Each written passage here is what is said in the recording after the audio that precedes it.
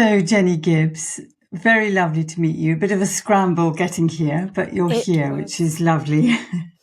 Thank you for your patience. Yes, that's my disorganization on a Monday morning. But yeah, it's really, really good to be here. So thank you for having me. And do you want to introduce yourself as what you do and a little bit about yourself?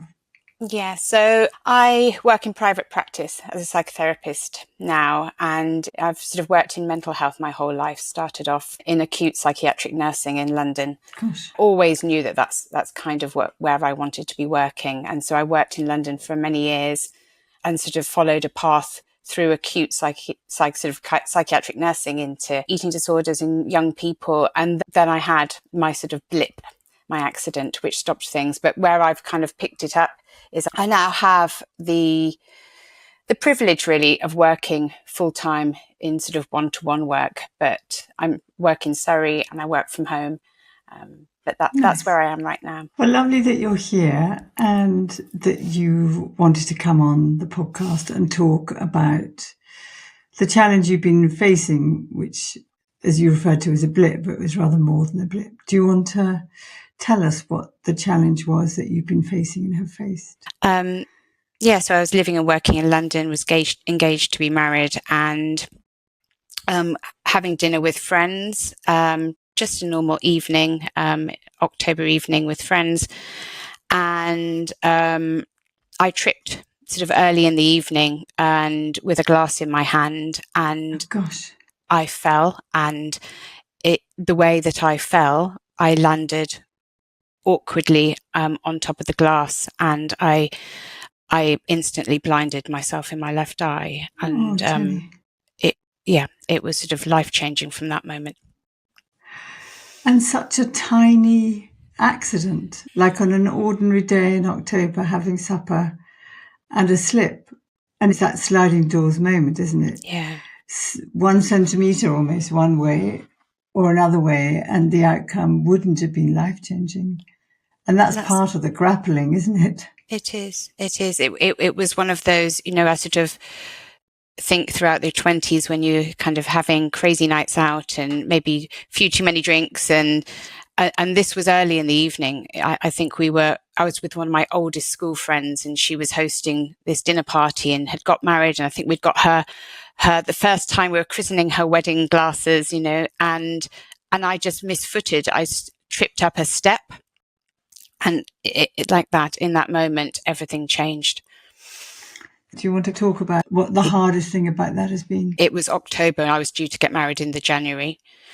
And so it was managing the pain was very, very, very difficult to manage. I was on oral morphine for like 2 months, 3 months. But it was the disfigurement. I remember I didn't want people to see me. I didn't want the world to see me like that. And I had also had, just unrelated, a cataract taken out of my other eye, which had been a congenital cataract. So I had a fixed lens, but the other eye wasn't used to seeing. So I couldn't even look at the TV. I couldn't even pick up a book. And for me, I'd always dreamed of reading to my own children. And so it felt for me like everything that I cared for had suddenly been ripped away from me. And I had no resources, no place in order to kind of process that.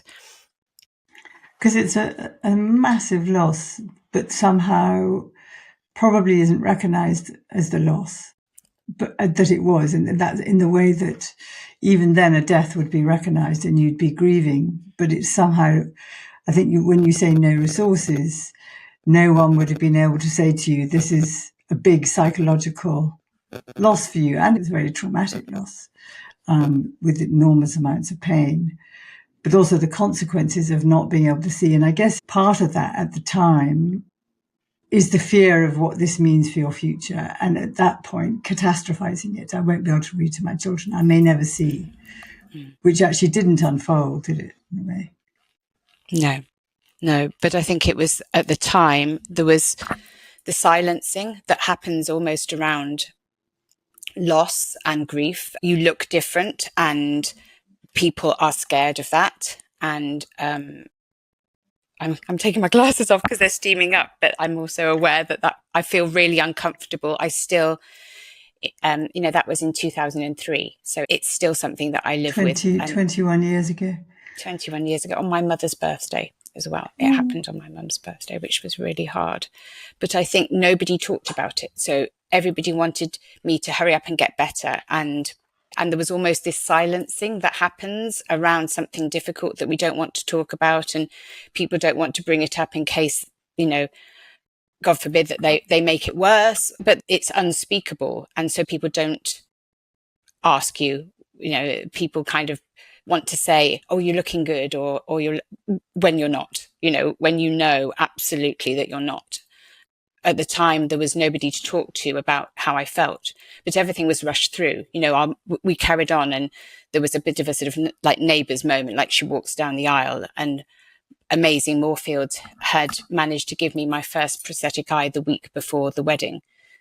But everything got rushed. There was no time to stop and process. And a few months later, I had fallen pregnant with my first daughter as well. Gosh. I mean, it's a very different experience to mine, what you went through. But I understand, for me, I had Ramsay-Hunt syndrome.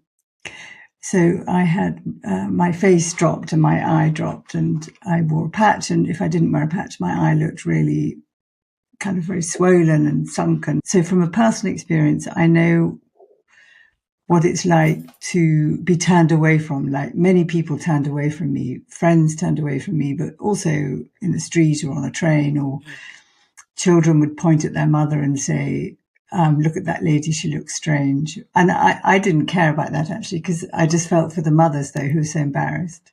Yes. It was always mothers and babies. I'm not being biased against fathers. And there's something, I think the heart of what you're saying, which does make me tearful, is the deep lack of acknowledgement, because there's so much wishing for you to be okay that no one meets you in that moment of suffering.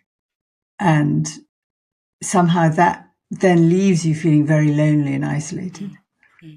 And I think that loneliness is something that I've recently really been interested in and wanted to explore more, because I think my sense of loneliness in that moment was huge. It was vast. I had people around me who were taking care of me, but nobody really understood. And I think loneliness for me is being alone with difficult feelings. There wasn't anybody to talk to about it. I hadn't started my therapy journey, and so I wasn't around other people who have the language. Who had the language. And your husband, your fiancé then? My fiancé, I think, was in shock a lot. He went into doing mode, but I think everyone was shocked, and there was so much uncertainty and fear. What did this actually mean? Was I going to be able to drive? Was I going to be able to read? And I had to have sort of subsequent operations going forwards, because the night that it happened, there was sort of very much rudimentary plastic surgery done just to sort of stitch up the eye. And it was only the next day that I went into surgery and they removed the glass. Ooh. But there was a lot of practical doing around me, sort of making sure I was comfortable and had the right drugs and appointments. But in terms of psychological isolation, it was really, really hard. And I think I also had that part of wanting to tell everybody else that I was okay. And so I pushed lots and lots of people away. I know I ended up sort of almost creating more of an isolation around it, because it was so hard. And what it looked like almost seemed worse for people than what it might feel like inside. So the cycle that happened was that you were really suffering and really scared. And a lot of that was about the not knowing about the future, but that was also true of everybody else. Yeah. And in that not knowing, it sounds like there's this sort of bouncy optimism. It's going to be fine. We're going to get busy. Yes, yes. Did you say to your husband, do you still want to marry me if I'm blind in one eye? Oh, totally. Yes. But he was like, no, darling. I don't know what. Yes, you didn't feel it deeply. It doesn't sound like. I think we were young. Sadly, we're not together anymore. We had two beautiful children, but sort of life took us in different directions. And more recently, we've sort of each gone on our own paths. But I think at the time, for him, there was no question about it. But for me, I think I kept offering outs. And it felt very much, and it was life-changing. So we left London shortly after, and we moved. My parents live sort of on the outskirts of Bath, Chippenham area, and we moved near them. And then it was doing. It was sort of doing, because that's what people, understood. And that was the sort of, well, as long as she's doing things, so she might not be working, but we bought a house and we did a house up and things like that. But it was only, interestingly, because that feels like progress, right? When there was nothing. Yes, moving forward. Yeah. Moving forward. And there was very much well, you're over it now. You've had your cry, and look, you're okay. And I remember I wasn't. I remember having to sort of wear sunglasses in the supermarket because it would be post-surgery, or I actually found the patches really uncomfortable. So the digging in on the face. They dig in, yeah.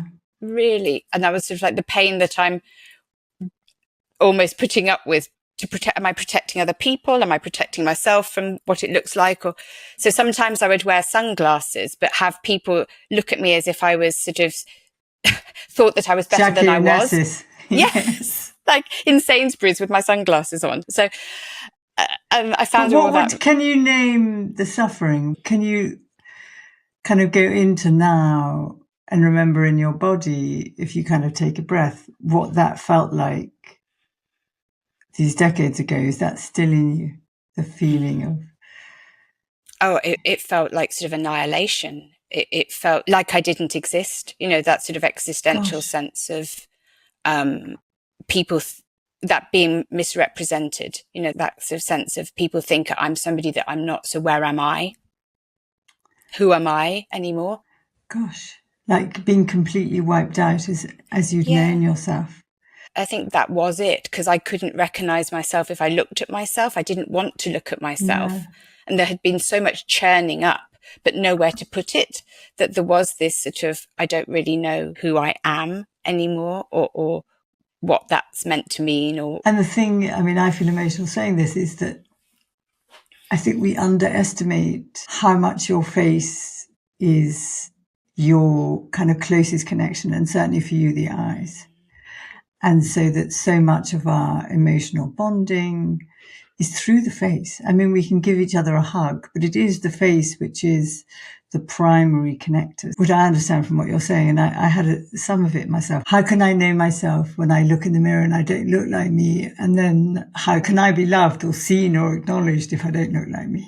Yeah. And if I'm struggling to love myself, and I think that was really, really, that's what I found very hard. And I think I shut it down, and to keep moving, to keep moving. And I think it's interesting, the people in my life currently, that had they been in my life back then, and it's not that the people in my life back then weren't good enough, but it was just that articulation and that ability to understand and connect. But I do remember this need to kind of reclaim who I was.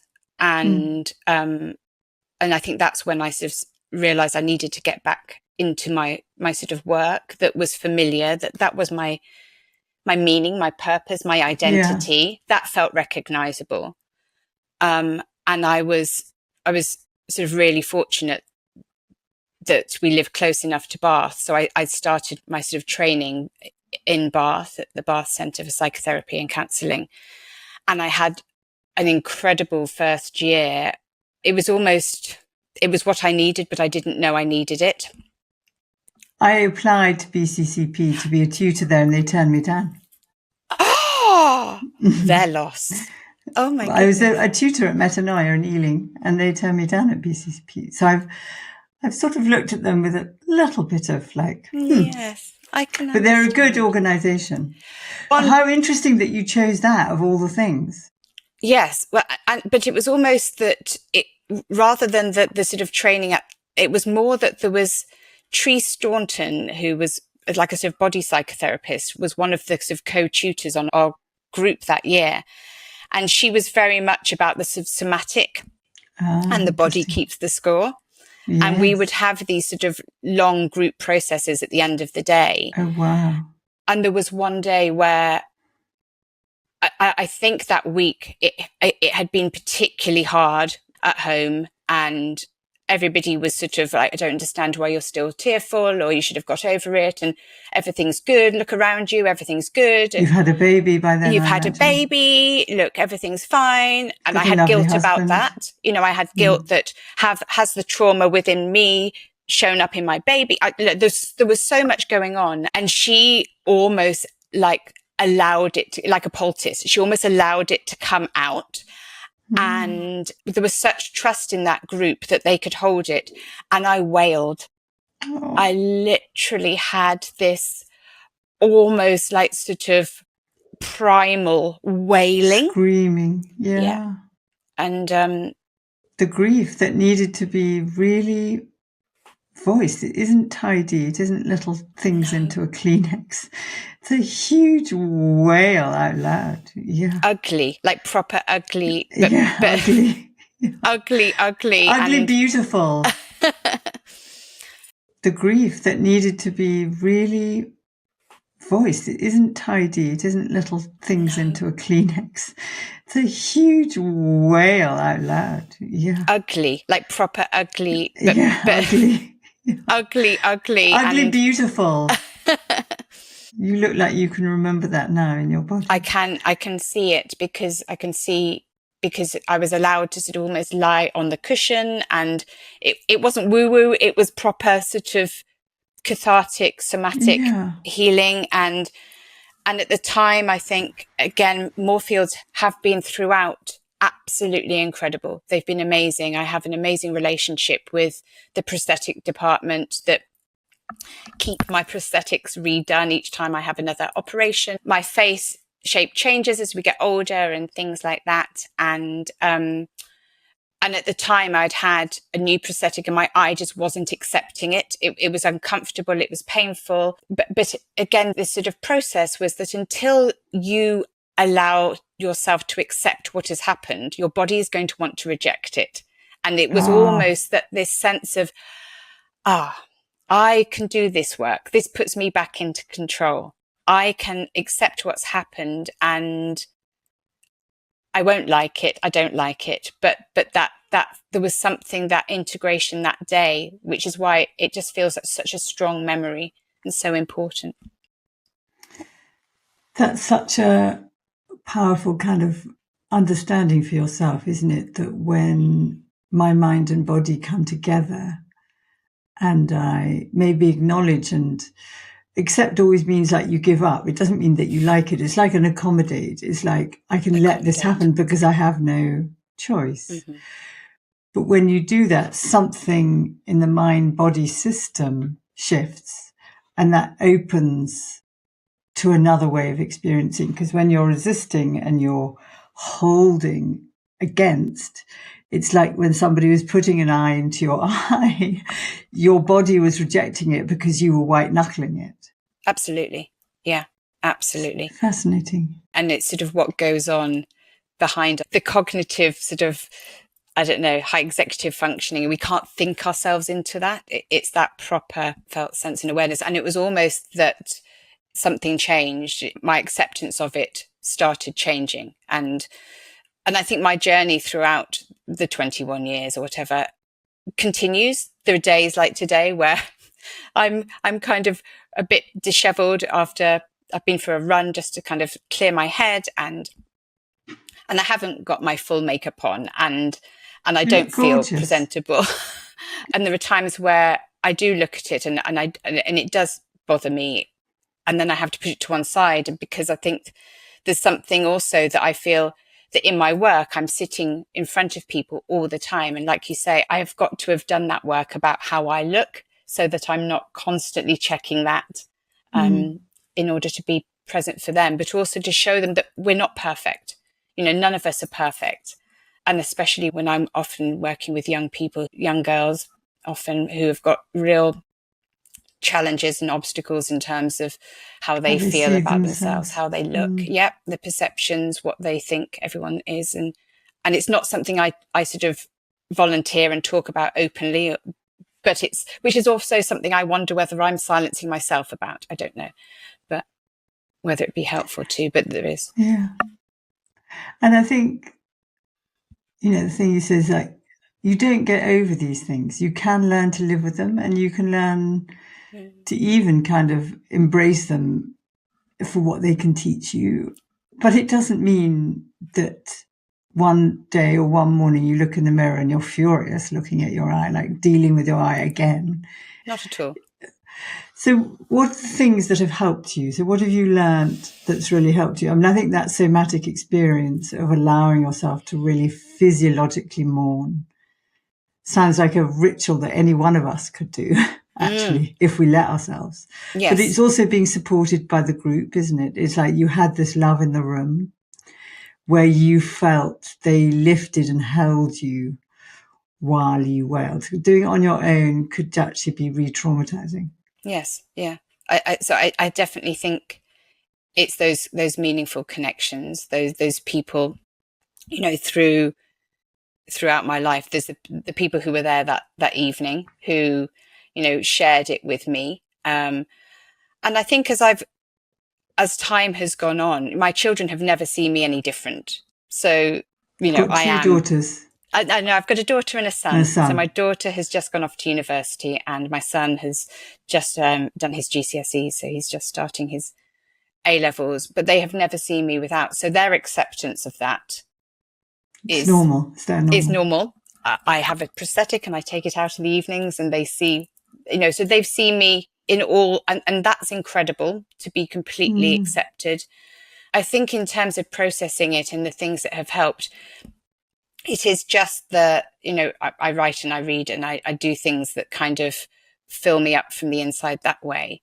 But also making sense of it, that kind of the narrative, yeah, the meaning making of what is, if this is what's happened, then why and how can it help me, rather than wanting it to be any different. What has it taught you? Yeah, the sort of impermanence of things. And if we try and hold on to the way things look, or, our age, or whatever it is about ourselves, if we invest too much in that, we sort of miss out on other things. I think maybe I used to feel that I wanted everything a certain way, and actually realizing when you're dealt, it's not going to be like that. So that, I think, the openness to experience rather than trying to control every aspect of it, like awful kind of perfection curation thing. Yes. So to go with the flow a little bit more. The ugly and beautiful. The ugly and beautiful. I think in my sort of youth, I would have wanted everything to always look perfect and for me to always look perfect. And when that's taken away from you, you're left with the stuff that actually really does matter. Yeah. And so it is relationships, it is friendships, it is the love. Being. Yes. Yes, it's not surface level. It's the stuff that's ugly, the stuff that's painful, that stuff that's difficult to talk about. That's where I can now feel comfortable. So I think that really helps me in the room every day with my clients, that I'm not scared to go to the stuff that other people might not want to talk about. I mean, you may not want to answer, but I wondered how your husband responded to the accident and the loss of your eye contributed to the end of your marriage. I've wondered about that. We were together for 20 years before we. So it's very recent you separated. It was, yeah, it's within the last 5 years. I think the accident changed who I was. I didn't necessarily have a chance to really understand who I was until more like the last 10 years or so. I think it got pushed down, and I got into sort of get married, have children, move back to sort of Surrey, carry on with things. I became a mother. I lost my identity of the other parts, my sort of getting back to where my professional self got put on hold a lot. And I think when I really got back in touch with that and wanted to sort of reclaim that, I realized that we were communicating on different wavelengths, really. And I think what happened to me changed how I saw myself, but also how I experienced life. And I think in those moments I became very sort of self-sufficient, and I had to take care of myself. And our paths sort of went that way. Maybe I was very hard to connect with. I don't know. This is probably too simplistic, but it sounds almost like on the outside your paths looked like you were side by side because you were having children together and moving house together. But somehow something internally didn't reconnect and rebuild and reopen between you, so that the depth of connection and understanding between you didn't match the outside world. I think that's probably spot on. I think I have to be careful that I don't not take life too seriously, but because when something so traumatic happens, it does change you and it makes you see things differently. The irony, but it does. Psychologically as well as visually. Yeah. Psychologically, but in what you value really, really changes. And it's incredibly isolating. It's incredibly lonely. And then who you choose to sort of, or whether you get to choose or not, or whether it just happens for you. But those connections, I often say to my clients as well, it's that sense of some people are still sort of splashing in the kiddie pool and others are out swimming in the open water, and you haven't really got a choice. But open water can come back to the kiddie pool, but kiddie pool can't go out to the open water. And I felt like I got thrown right out into the open water, and I was on my own out there. Terrifying. The depths of which I connect and which I choose to connect sort of personally, they're different. And maybe I struggle to connect. I'm in danger to say, I don't want to say the wrong thing, but it's sort of in danger of connecting. I like the deep connections. I seek them. Maybe they're familiar. Maybe the intensity, maybe it makes it feel real. It's like, I want to be more alive. Yes. And I think in that moment, had I fallen in a different way, had that glass gone into my face or in a different way. But for me, I felt like it wasn't as sort of dramatic as a brushing with death, but my life, it did feel like an end of something. It was definitely the death of a version of you, wasn't it? It definitely was. Yeah. Yes. So for people listening who may have their own experience of this, it could be a diagnosis, it could be an accident, it could be a different story. If you could go back and support yourself better 21 years ago, the you that had that random accident, what would you do differently? What I would do differently, or what I would like others to do differently? Both. You tell me both. I think I would like others to be brave enough to talk to me about it and to recognise sit with you in the distress. Still today, I think people don't comment. People can see that my eye would look different. Children, ironically, again, that there's something really special about the loss of innocence, but also how innocence allows that connection. So they will say, why is your eye look different? Or, can I touch it? And something that... Curiosity. It's not from judging. Yeah. And that feels beautiful. And I think adults are all a little bit too, we don't want to say anything. Or, I thought you had a lazy eye. Or, I don't want to upset you. I would like people to ask, like to be curious, to be interested. Otherwise, it feels like it's sort of, I don't know. The unspoken leaves your imagination thinking that they're judging you. Yes. Or they're not being themselves with you. And that creates a wall of separation. Right? Yeah. So back then, again, there was a sort of recognizing. Co-protection. Yeah. But for people who have experienced things, it's for the people around them to realise that just because they look a bit better, or they're sort of off their meds, or, whatever, they're sort of back to life as normal. It's still going on. It's still going on. And so it's like, ask them, give them space to talk about it. How are you doing? How are you doing? And I think had I had the chance to have dipped into some therapy, just an opportunity, just to ask those questions, that I think that would have been really helpful, because I think the trauma was there. It was still there a few years later. And it's in your body. Yeah. And you would have said to yourself? I would have said to myself that, what I know now is it's an awful thing. I wouldn't have changed what happened to me.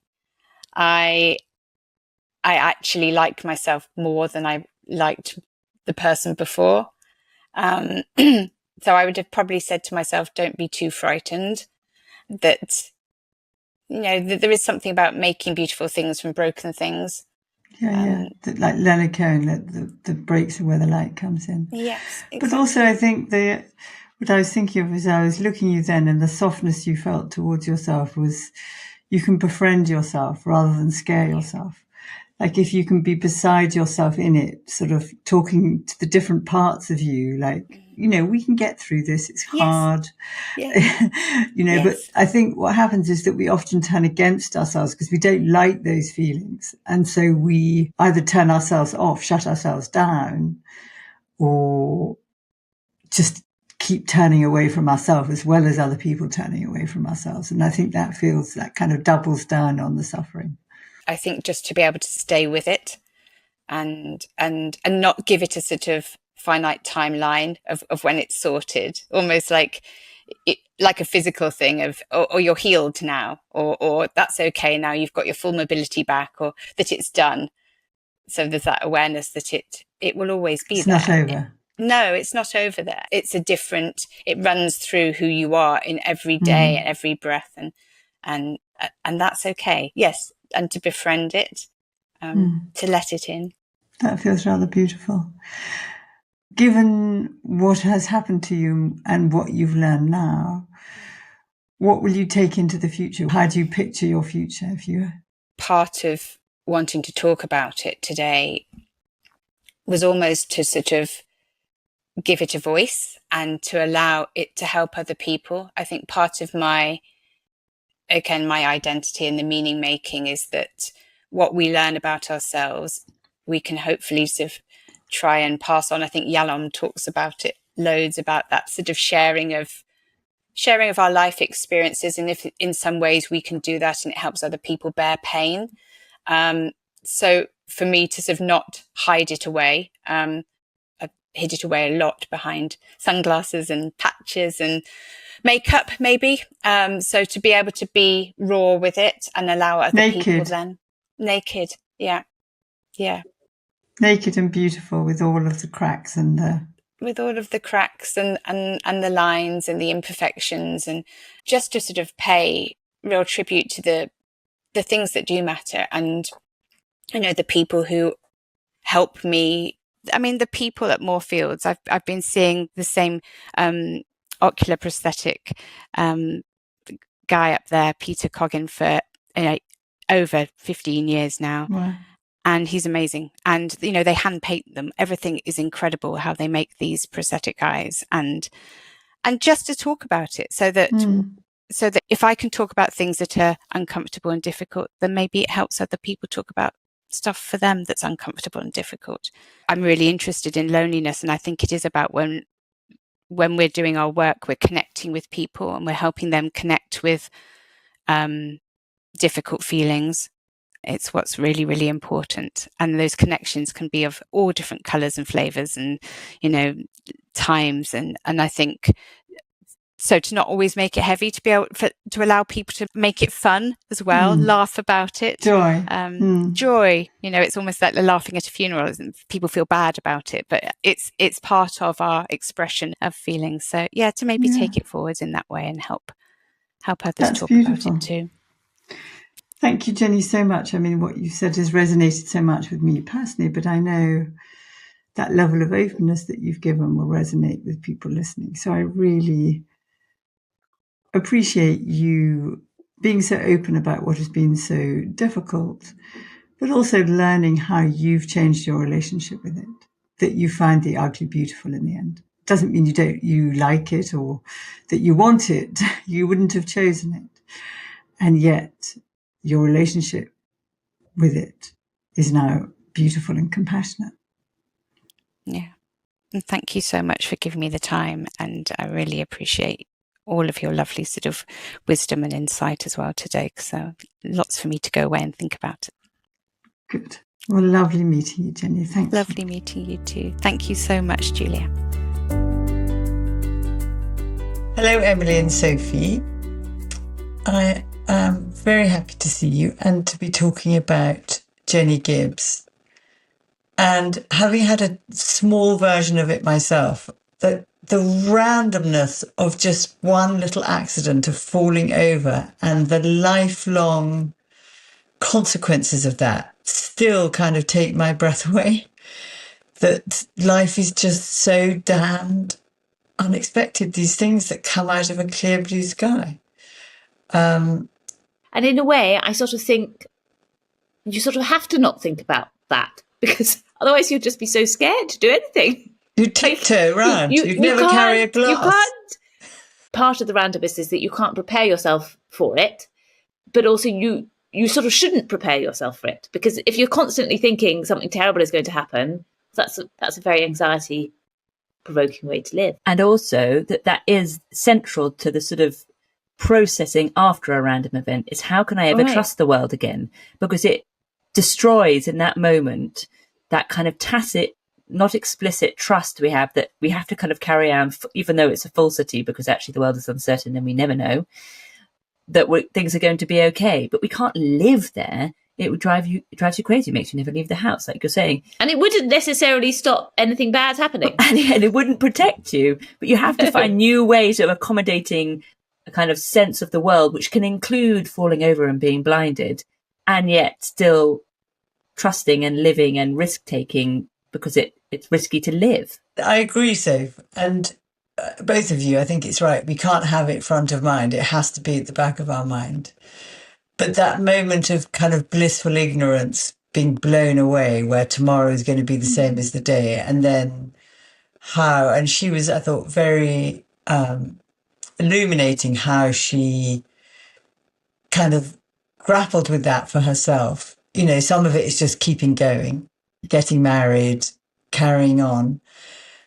But I think the processing and adaptation is still happening within her. I mean, decades later, which I think we don't ever really acknowledge, that it's an ongoing process or something like that. No, and I think she actually had more space to process later. Like it sounds like in the immediate aftermath, everybody was just sort of slightly like, oh, we just got to get the wedding done. And I think that's such a really common experience of like the pain or the change or the trauma, like it's too big to give it space or give it time, which is kind of what it needs. And it's actually much more comfortable to focus on, well, how can we get this sorted by this date so that you can just do everything exactly as you were going to be doing anyway, even though, like you said, she was a different person. No, it's exactly what I do too. Yeah. I'm not sure it's exactly what Sophie does. I have a memory of someone who we all really loved, who had been ill for a long time and then who died, and we knew that he was going to die. And I remember being at home, and I was about 20, and you telling me, and I'd had a train booked, and I just went and like got the train. And I remember sitting on the train being like, oh, I mean, this doesn't feel like the right thing to do, but also I don't know what else to do. Should I have just stayed at home? The doing gives you a map. I really, really understand the drive to just keep going. And be normal, kind of keep on track. When there's been a bigger event or a trauma in your life that leaves you changed in some fundamental way, that then there's this process of kind of catch up, isn't there, of making sense of the change, of other people coming to understand your change, where I think often there's quite an extended period, depending on how well this process is supported, of where your outside, your insides really don't match, where people really don't really understand what's going on for you, and you don't really understand what's going on for you, and you sort of have some sense that you are a different person. You're no longer the person you were before, but you don't yet have the story or the words or felt into what that change is to help other people understand what that is, or other people haven't helped you understand. And it made me wonder, this thing of feeling isolated that she talked about and lonely, And it came up again also at our talk when we were talking about grief. We did a talk in Weston-super-Mare for the Good Grief Festival. But that thing of your experience not being acknowledged, like we're talking about, being such a frequent part of this experience. I also had the question in my mind of, is it an inevitable part of this kind of process? There can be longer or is it loneliness. Of life that we're all going to have it? Maybe that we're all going to have it, but also that these particularly big living loss or bereavement moments are moments that have a period of isolation, of disconnection, where you're lost, everyone else is lost, and some process needs to happen where you get to come back to yourself. Part of me identified with her story as a mother, just being like, when I became a mother, being like, I have no idea who I am anymore. I know I'm different. Like when I wanted to go back to work, I had supervision for 6 weeks because I was like, I don't know who I am, and I've got to show up as a therapist. I don't really, and that involved turning up as me, but I don't really know who I am because I'm not the person who was a therapist before I had my baby. I think shifting identity is partly about an adjustment to yourself, isn't it? And finding ways, like for you as a mother, to kind of accommodate the before mother you inside the mother you. But I also think that it's a place where community of other people who've experienced something similar can be so powerful. So I was sort of facilitating this baby loss awareness panel last week. And one of the things that was sort of brought up in the panel was around medical professionals not always being the most empathic, and the way that they sort of deliver news, or the things that other people say when you've had a miscarriage specifically. And there was sort of, and I had that experience in sort of in some sense. And, all these people in the comments were sort of saying, so-and-so said, oh, you're young, you can have another one, or like all of these things sort of popping up in the comments. And in one sense, it was sort of terrible because so many people had this shared experience. But there was also something that was quite validating, that felt like, it wasn't just me feeling that like my grief was somehow not justified because of what I was told and how I was told it. Actually, like this is a more universal experience, and I'm not alone in it. And that, I think that can be helpful. It sounded also like for Jenny that moment of physical release where she got to wail in her therapy training group, that physiological, visceral release of your pain that can be so cathartic, and that body shift that then happens rather than just a head shift. And it did make me think, such a taboo thing to let go, to wail, to make those kind of noises, to physically embody your pain. And I was thinking, how do we support clients to do that in the therapy room? It's hard, even if you have a very trusting relationship and a long-standing relationship with a client, to really burst the taboo in letting go with the social politeness and norms of, crying politely, not making too much noise. I mean, my immediate thought is that I don't think I would want to do that myself with a therapist. But I think that it's something that I feel like my therapist could hold me in doing somewhere else on my own, or with someone else. And maybe that's just me.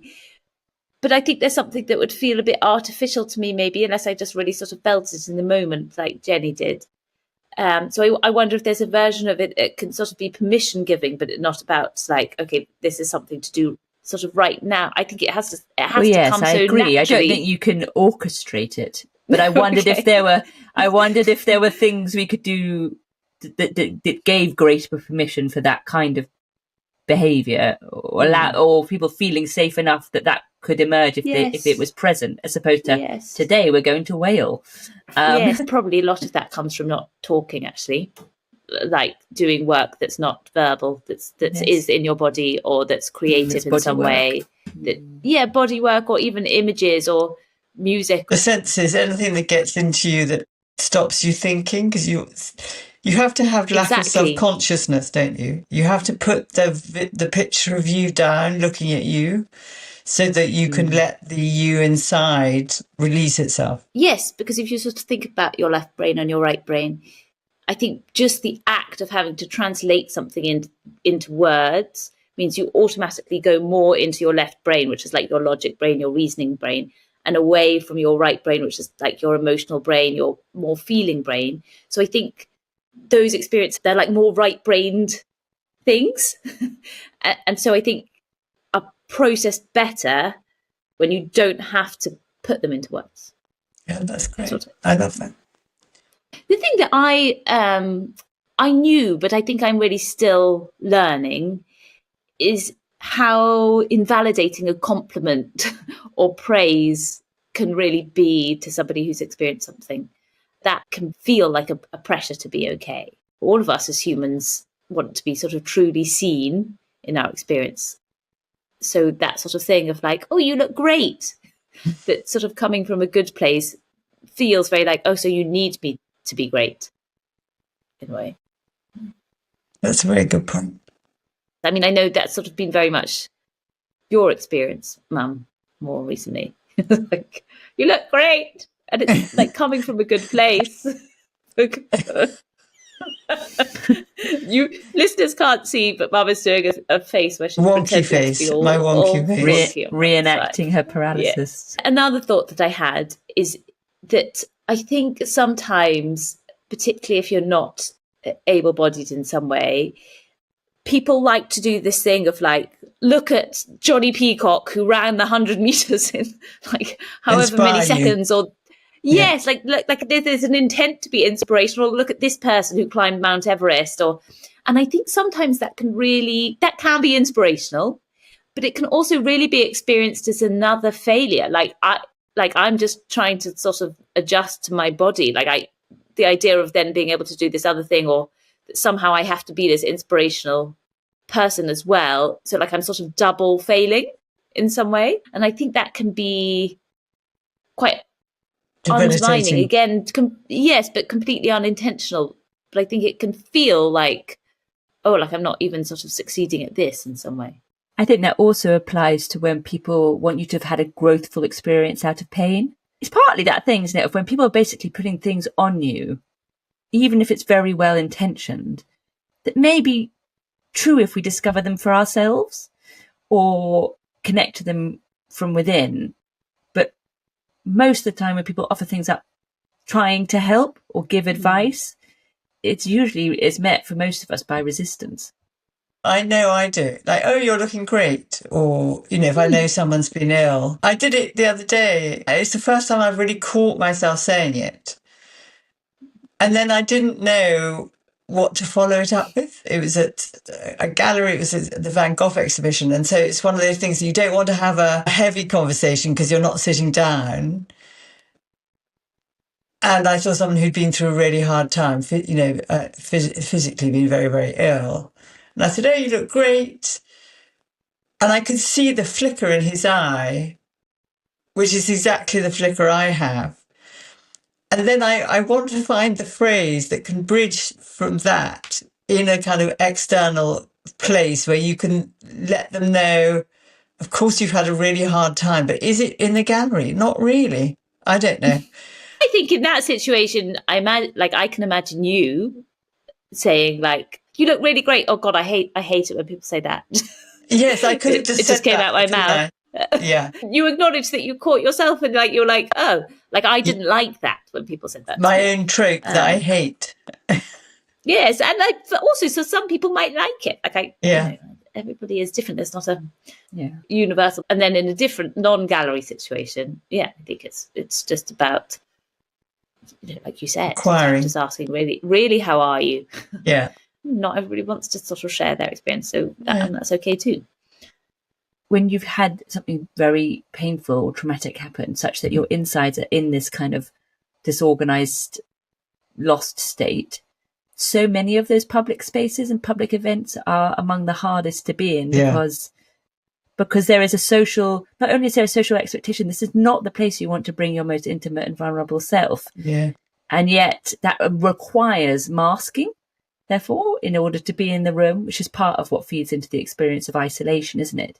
And I think maybe when we're in those vulnerable states and periods of our life, that's where you need to really cultivate the little private spaces where you can be the vulnerable version of yourself so that you can then survive in the other times where you have to whack the mask on and pretend you're okay. So those friendships or those groups or people who've been through a shared experience, or with a parent or a sibling or whatever it is for you, where you get to take the mask off for enough times per week that you don't exhaust yourself with the performance of having to get through life.